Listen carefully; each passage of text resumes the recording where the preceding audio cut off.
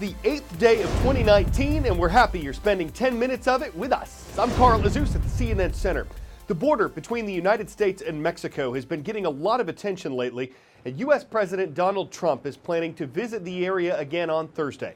He wants Congress to approve $5.6 billion in funding for a wall along the U.S.-Mexico border. The House of Representatives approved that money in December. The Senate did not. And because Congress and the president couldn't agree on funding for the wall as part of a bigger funding package for the federal government, a partial government shutdown began on December 22nd. We explained and explored this issue last Friday. You can find our January 4th show in the archives section at CNN10.com. By partial shutdown, we mean that about 25% of the government is closed. It includes 800,000 federal employees. About half of them won't be paid until the government reopens. The other half are forced to take time off without pay. Republicans and Democrats are pretty well dug in on their positions concerning the wall. Most Republicans want the funding approved so it can be built. Most Democrats want the funding denied so it can't be built. The president and lawmakers have had several meetings to discuss the issue, but as of Monday night, there'd been no breakthrough. So without a government funding plan in place, the shutdown continues. There have been more than 20 partial shutdowns since 1976. The longest lasted 21 days from 1995 to 1996. 10-second trivia. In the late 1800s, Swiss chemist Friedrich Miescher became the first scientist to identify what? Magnetism, DNA, thermodynamics, or X-rays? Decades before Watson and Crick were at work, Miescher was the first to identify what would become known as deoxyribonucleic acid, or DNA. For decades, DNA has been used in criminal justice to identify suspects or clear people who've been falsely accused. Now, a type of technology called DNA phenotyping could take crime scene analysis to another level. In DNA profiling, which investigators have used for years, they try to match DNA from a crime scene to records they already have in their system. With the new technology, genetic information doesn't need to be matched or compared. It uses the DNA on its own to predict what someone could look like. The process isn't cheap, and there are privacy concerns about it. If you're listed in Ancestry.com, for instance, your relationship to a suspect could be discovered. But this is changing the way some investigations are carried out. The technology is called DNA phenotyping, developed by Parabon Nanolabs. From just a small sample of DNA, they can create a composite image of what someone could look like. What kind of impact do you think that this technology will have on forensics long term? Here we have another avenue we can explore if we run into dead ends along the way. We're essentially bringing in entirely new ways to analyze forensic DNA. Traditional forensic DNA analysis looks just at, can this DNA from a crime scene be matched to a suspect we've already identified or to a database? But if you don't find a match, it couldn't tell you anything else. We can generate leads just from the DNA that's at that crime scene. Parabon started to offer forensic services to law enforcement in 2015. Since then, they've assisted in over 40 cases. A lot of the cases we work, it turns out that they had some information that was leading them in a particular direction, and our information completely redirects. You're not looking for a person of that description, you're looking for a person of this very different description, and once they pivot and start going down that road, they can find that person. Our DNA carries a specific instruction set for an individual's physical characteristics. With only a small sample, Parabon can pull from tens of thousands of genetic variants to predict what a person looks like. So basically we're predicting where the face falls on different facial dimensions in what we call face space. And so this all just comes out of some math that we do on face data. And as the numbers change, it's showing different possible faces. So there's a wide variety of possible faces that could be predicted. That looks like you. That is me. This may not be my driver's license image, but if I were... It's pretty close. Exactly. Yeah. The service costs about $3,000, but the results can mean authorities spend less time and manpower to solve a case. The composites do have limitations, though. For instance, DNA doesn't reveal a person's age, so to compensate, Parabon estimates what the person would look like at present day based on how long ago the crime was committed. And it is simply a guide.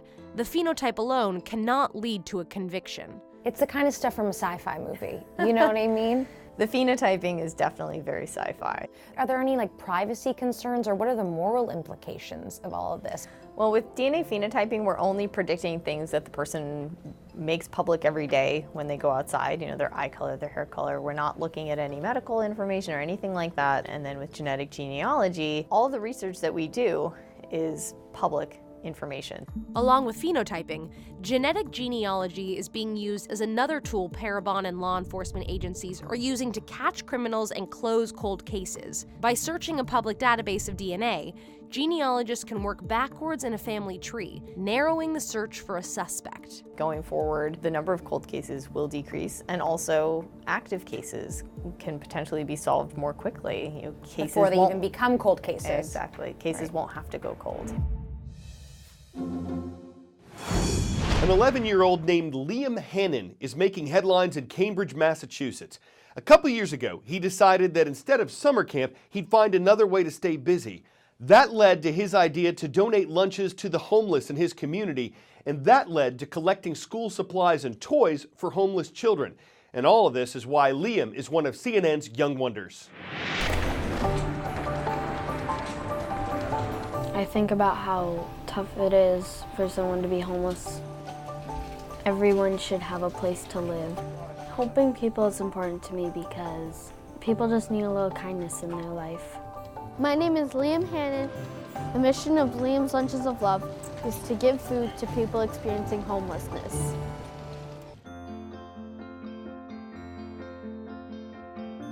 Usually when people think about Cambridge, they think of Harvard and MIT and expensive real estate.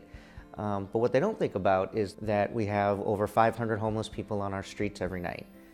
I was really scared at first. I thought that people might be mean to me, but once I gave the first lunch out, I realized that mostly everyone was really nice. When I gave someone a lunch, their face lit up.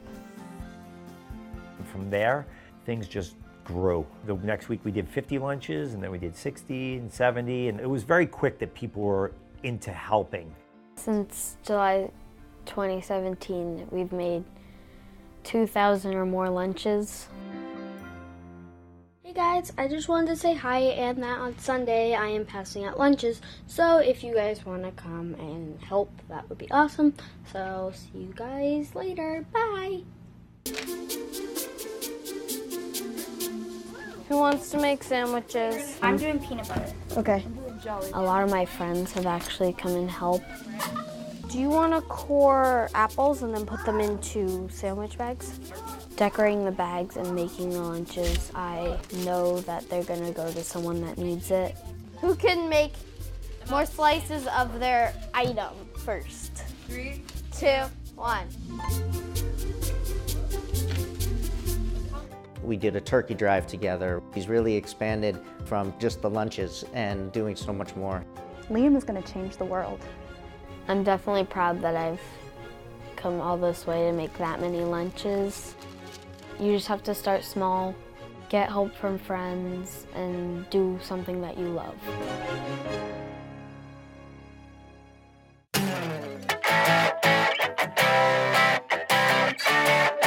Freshly baked bread and vending machine. Two things that don't sound like they go together, but they could with the BreadBot. It's a vending machine that can do all the steps to turn dry ingredients into fresh bread in about an hour and a half.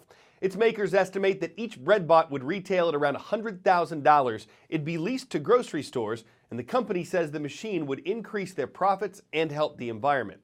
Could lead to confusion when you brought it home though. Hey, is that store-bought? Yeah, it's BreadBot. I know it's bread, bought. Is it from the store? Yeah, it's store-bought BreadBot. But how is it bread-bought if it's store-bought? At the store, I bought bread-bought. What do you mean that it's bread-bought? Look, just try it. It saved me some bread. It saved me some dough. I'm Carl Azus for CNN.